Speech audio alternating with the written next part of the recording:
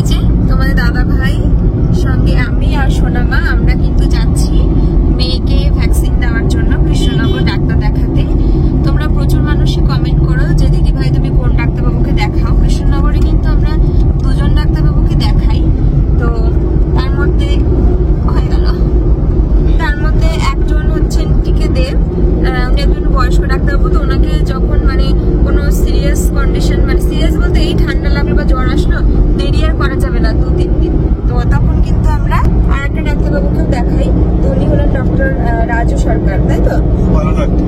হ্যাঁ, আর সবসময় আমরা সব থেকে বড় কথা হচ্ছে ওনাকে আমি যখন আমার প্রয়োজন ইমার্জেন্সি তো ওনাকে আমি ফোন করে পাই, ফোন করে সবসময় ওনার সঙ্গে হোয়াটসঅ্যাপে আমরা মেসেজে যে কোনো প্রবলেম বা যে কোনো অসুবিধায় আমরা মেসেজ করি। আর আরেকটা সবচেয়ে প্লাস পয়েন্ট হচ্ছে উনি এভরিডে বসে, প্রত্যেক দিন সকাল বিকেলে বসে।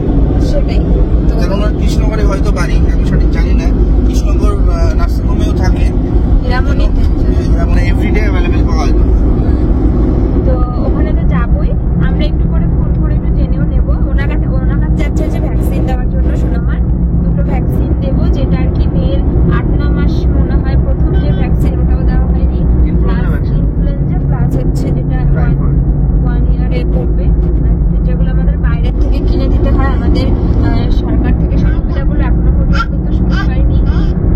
ও কিছু বলবে, আমি শুধু একা বকবক করলে হবে, তো ওই জন্য ও বলছে। তো সেই ভ্যাকসিনই আজকে 2টো দিতে যাচ্ছি। আমার তো মানে ভয়ে, মানে কি বলবো, ভাবলেই গা হাত পা ঠান্ডা হয়ে যাচ্ছে, আমি এজন্য ভাবছি না বাবা, মানে ইনজেকশন শুনলে আমার এমনি ভয়। আমি ডাক্তারের সঙ্গে কথা বলে নিয়েছিলাম, কালকে ফোন করেছিলাম রাত্রে যে আমরা আগামীকাল যাচ্ছি। তো জিজ্ঞেস করলাম স্যার ওটা কি পেইনফুল না পেইনলেস হবে? সমস্যা হবে না, গভর্নমেন্ট থেকে যেগুলো দেয় ওর থেকে ওগুলো যেরকম কষ্ট এটাতে ওরকম হবে না, তাই বলবো। তো দেখা যাক, তবুও কষ্ট হলেও মেয়ের ভালোর জন্য তো দেওয়া, একটু ব্যথা লাগবে, কিন্তু পরে যে জ্বর আসে না ওইগুলো নিয়ে একটু ভয়। আর মেয়ে যখন ধরো ছোট ছিল, বাচ্চা ছোট থাকলে চিন্তাটা আরো বেশি হয়। আর সব থেকে বড় কথা, একটু যদি কষ্ট হয় মেয়ের ভালোর জন্য তো আমরা এগুলো দিচ্ছি, ওর তো আর কষ্ট পাওয়ার জন্য শুধু দিচ্ছি না।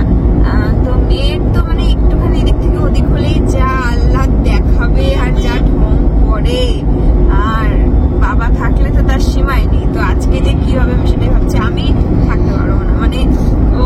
আর সব থেকে বড় কথা, এখানে তো মানে আমরা টাকা দিয়ে কিনে নিচ্ছি মানে প্রাইভেট ডক্টরের কাছ থেকে।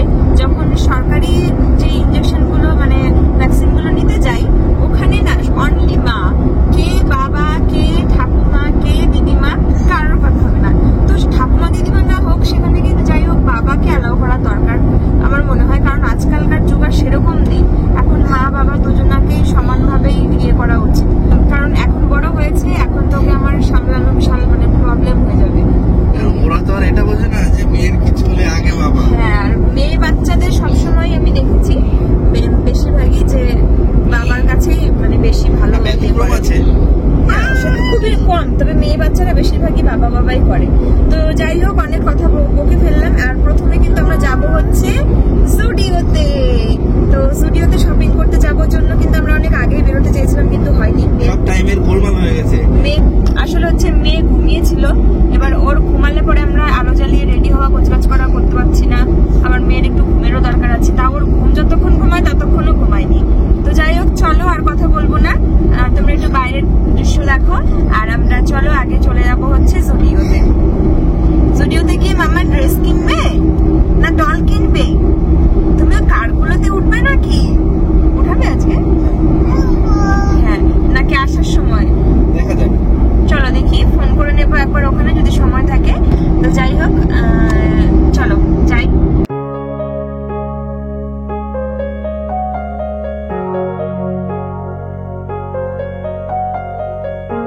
বড় হচ্ছে দিদি করে আমার সোনা কই, আমার মাম্মা সোনা। অবস্থা তোমার দাদা ভাই, আমরা চলে এসেছি পাশাপাশি 2টো রাস্তা। আর মাম্মাকে বলছে দেখো মাম্মা আমরা চলে এসেছি, আর মেয়ের দিকে কনসেন্ট্রেশন করতে গিয়ে হি হি মেয়েকে হাসাতে গিয়ে নিজেও পাশের রাস্তায় ঢুকে গেছে। এখন কতখানি আবার লেট, এখান থেকে আবার ঘুরতে হবে। আরে লেট পাশে আমরা যেখানে ঢুকবো সেটা বাসের রাস্তায় চলে গেছে। সেইটাই তো। এই যে আমরা চলে এসেছি স্মার্ট বাজার। চলো মুভি দেখবো নি? মেয়ে আছে, এখন আর মুভি দেখা যায়? যখন সময় ছিল তখন আসিনি, আর এখন মেয়ের আর সময় নেই, ধৈর্য নেই যে মুভি দেখবো। দেখছো এটা কি গো? ওই পাশের বিল্ডিংটা কোয়ার্টার।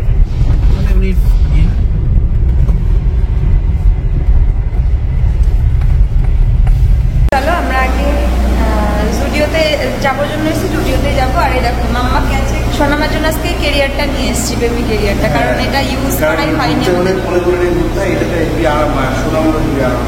হ্যাঁ মামা ভালো লাগছে তোমার? দেখি এবারও কতক্ষণ এটাতে থাকতে চাই, এখন তো বড় হয়ে গেছে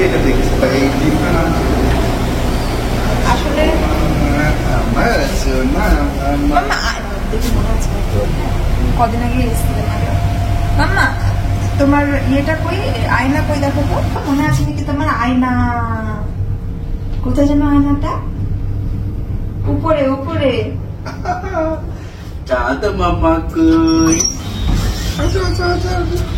ইজি বাইতে সময় ঢুকে দেখি আগে। হ্যাঁ টিভিতে কালেকশন ইজি বাইতে ভালো আছে। আমি এটাকে দেখেছিলাম সোনাম হওয়ারও অনেক আগে, যখন প্রথম ইজি বাইতে বাচ্চাদের কালেকশন দেখো। আমার সবার আগে চোখ গেল যে পার্পল কালারটাই এত সুন্দর না, যে পার্পল কালার। আমি এখান থেকে জামা কাপড় দেখছি। হ্যাঁ সোনামা তখন থেকে একটা কথাই বললো এতক্ষণ পর। একটা কথা বলেনি তাই তো? কোনো কথা বলেনি। কি বললো? হাতটা দেখিয়ে এরকম দেখিয়ে বলছে অত কথা কত মাম্মা চক চক চক চক। কোনটা পছন্দ মা তোমার? দেখো তো কোনটা কোনটা কোনটা পছন্দ? এগুলো মানে একটু মানে ইয়ের ড্রেস তো, মানে সফট খুব, কিন্তু ধরো একটু। হ্যাঁ তো তারপর কিন্তু আমরা ইজি বাই থেকে চলে এসেছিলাম আবারও জুডিওতে, কারণ এর আগে একদিন জুডিওতে বাচ্চাদের কালেকশন আমার খুব পছন্দ হয়েছিল, তাই আগে সোনামার কালেকশন দেখবো।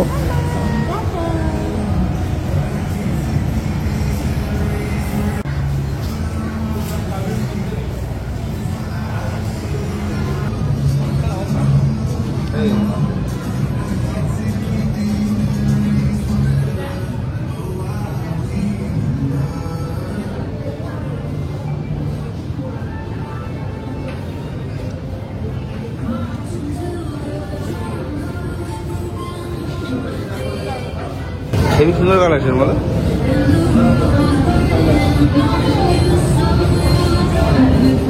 আর আমার মাম্মা কই? আমার মাম্মা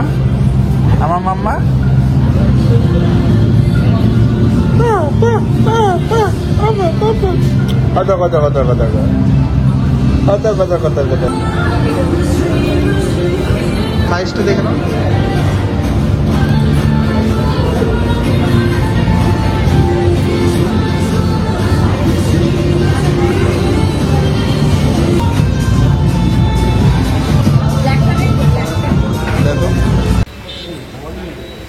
কি নেবে? বল বল পছন্দ করলো, ডল পছন্দ করলে না মামা? ডল একবার বল একবার ডল।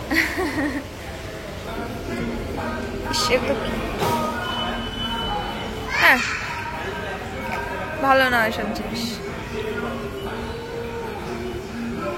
এগুলো কি কিউট, দেখো এটা কত কিউট, দেখো খুশি। এই বাইকগুলো কত আছে? তাও মোটামুটি সবচেয়ে কম রেঞ্জে দেখো খুশি।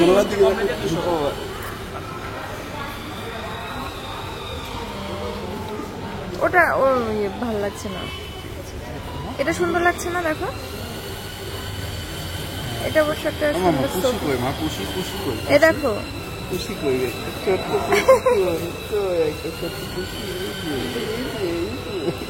তোমার লাগবে এটা? ডক্টর চেম্বারে চলে এসেছি, আর পাশেই ছিল একটা দোকান, তো সেখানে এসেছিলাম একটু খাবার কিনতে। আর এখানে একজন বৃদ্ধ লোক আমাকে বলছিল বিস্কুট দিতে, তাই আমি ওনাকে একটা বিস্কুট কিনে দিলাম, আর তারপরে খাবার নিয়ে চলে আসলাম। পাশেই চেম্বার ছিল সেখানে, তো এখন একটু অপেক্ষা করতে হবে। তো এখানে দুটো চিকেন নেই, চিকেন প্যাটিস আর ভেজ প্যাটিস ছিল, তাই দুটো চিকেন প্যাটিস এনেছি। আর আমার মাম্মার জন্য এটা এনেছি। এনা মাম্মা, এটা কাঠির সঙ্গে আছে। প্রায় 8টা বাজতেই চললো। ও মাম্মা, কি গো, আমার তো মেয়ের চিন্তায় আমার হাত পা ঠান্ডা হয়ে যাচ্ছে।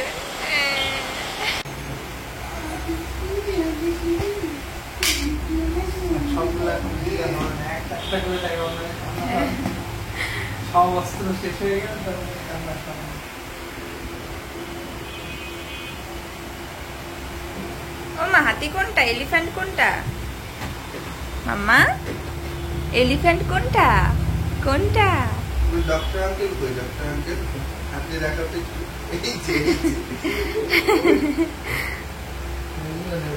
ওগুলো দেখাচ্ছে। আর আরো খেয়াল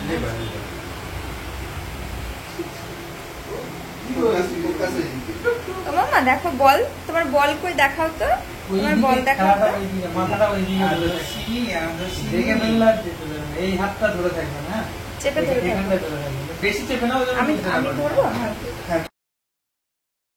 মেরে দাও। এই দেখো, এই দেখো।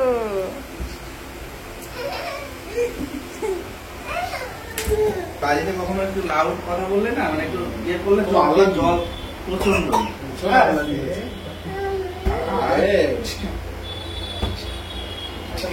তো সোনামাকে ভ্যাকসিনগুলো দিয়ে কিন্তু তারপর আমরা বেরিয়ে পড়েছিলাম। আর আরও একবার স্মার্ট বাজারে এসেছিলাম, কারণ তখন তো আমাদের কিছু কেনাকাটা হয়নি।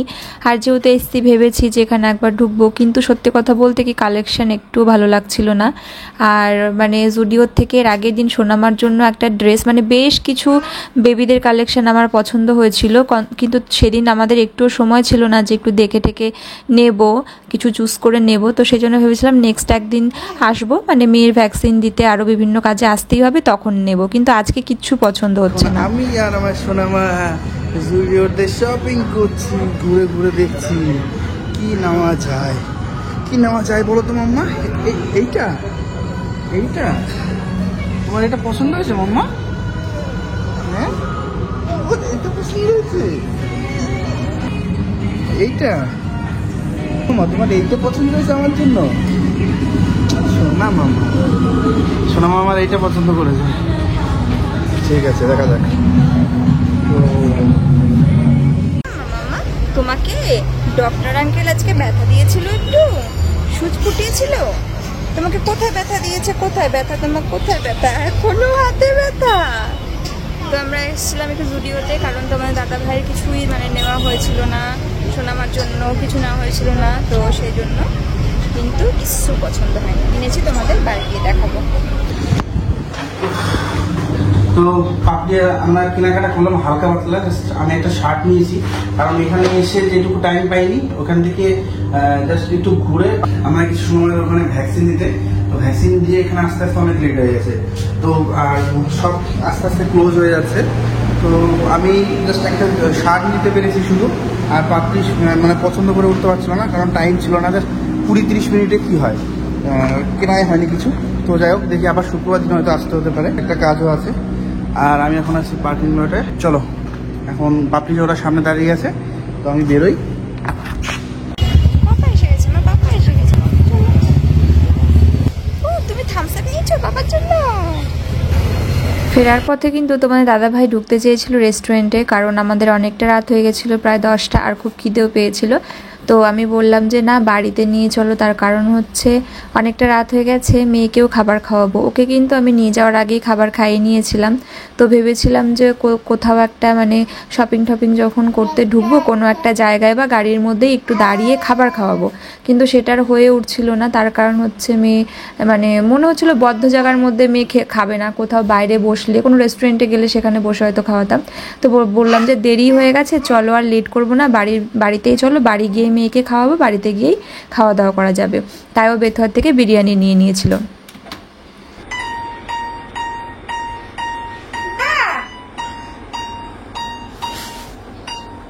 তুমি এত সুন্দর করে বাজাচ্ছো। ডিস্টার্ব করো না, বাজাও বাজাও। ওয়াও,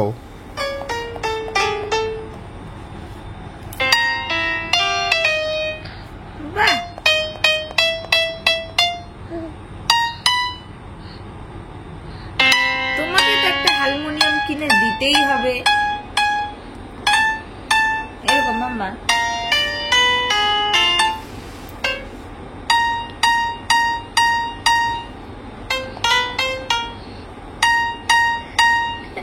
একটা আঙুল দিয়ে বাজার থেকে চোখ কিন্তু হাবিজাবি করছে না সব আঙুল দিয়ে।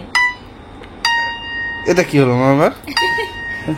দাঁত দিয়ে, ওই একটা দাঁত হচ্ছে সেই দাঁতটা দিয়ে বাজার। দেখো এরকম করে আমি তোমাকে দেখিয়ে দিই, দেখো